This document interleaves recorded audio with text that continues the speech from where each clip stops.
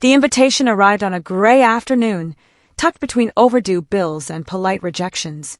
Sarah stared at the cream-colored envelope, its embossed initials unfamiliar yet confident. She almost discarded it, assuming it was another reminder of a life that hadn't turned out as planned. But something, perhaps curiosity, perhaps the quiet stubbornness that had carried her this far, made her open it. Inside was a simple card requesting her presence at a New Year's Eve charity gala. Beneath the formal script was a handwritten note asking if she would consider a temporary role, attend as the fiancée of the company's CEO. The message was respectful, precise, and oddly personal, as if the writer had thought carefully about how it would sound to her. Sarah laughed softly. She had never imagined herself agreeing to such a thing. She worked freelance projects, lived in a modest apartment, and spent evenings planning practical goals rather than daydreams. Pretending to belong in the world of glittering chandeliers and tailored suits seemed absurd. Yet the note included an offer that would solve her most immediate worries and fund the next step of her plans. She told herself it was just for one night.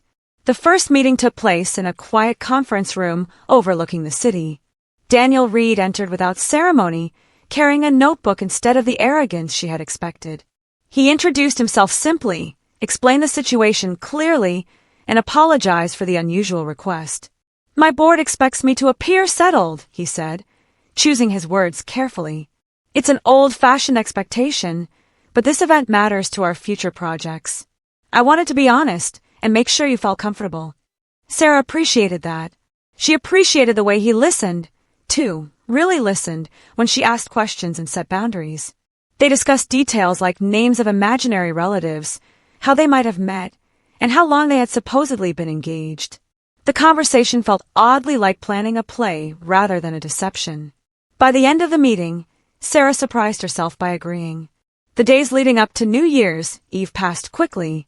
Sarah rehearsed the story they had created, practiced answering casual questions, and reminded herself that this was temporary. Still, she couldn't ignore how often Daniel checked in, not to correct her but to ensure she was comfortable. Each message was professional, thoughtful, and respectful, which made the whole arrangement feel less like pretending and more like cooperation. On the evening of the gala, the city shimmered with anticipation. Lights reflected off glass towers, and music drifted from open doors. Sarah arrived early, her nerves settling as she adjusted to the elegant surroundings. When Daniel joined her, dressed in a classic suit, he looked relieved to see her. "You're doing me a real favor," he said quietly. "Thank you." They entered together, greeted by warm smiles and curious glances. Sarah played her part with ease she hadn't expected. She spoke with confidence, answered questions with humor, and listened attentively as Daniel discussed business and philanthropy. The more time passed, the more natural it felt to stand beside him, to be included in conversations that mattered. As the night unfolded, Sarah noticed small details. Daniel never rushed her, never spoke over her, and always introduced her with genuine pride.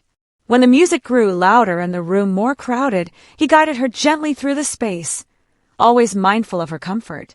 Somewhere between the speeches and the countdown preparations, Sarah realized she was enjoying herself, not because of the glamour, but because of the partnership forming between them.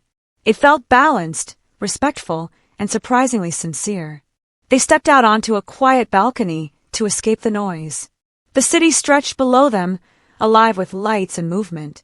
Cold air brushed Sarah's face, grounding her in the moment. "Are you all right?" Daniel asked. She nodded. "Better than I expected." They stood in companionable silence, watching the seconds tick closer to midnight. Fireworks waited on distant rooftops, and the city seemed to hold its breath. When the final countdown began, voices rose behind them. 10, 9, 8. Daniel turned toward her, his expression thoughtful. The world felt smaller, quieter, as if the noise had faded into the background. At midnight, as cheers erupted and lights flared across the sky, Daniel leaned closer, not intrusively, not hurriedly, and spoke so only she could hear. "I have something important to tell you," he whispered. Sarah's heart skipped, not from fear, but from the seriousness in his tone. "This started as a plan," he continued, "but somewhere along the way, it became something I didn't expect. I don't want to pretend anymore." The fireworks painted the sky in color, reflecting in his eyes. Sarah searched his face, seeing honesty there. No pressure, no demand, just openness. "I'm not asking for answers tonight," he added gently. "I just wanted you to know how much this has come to mean to me." For a moment, Sarah couldn't speak.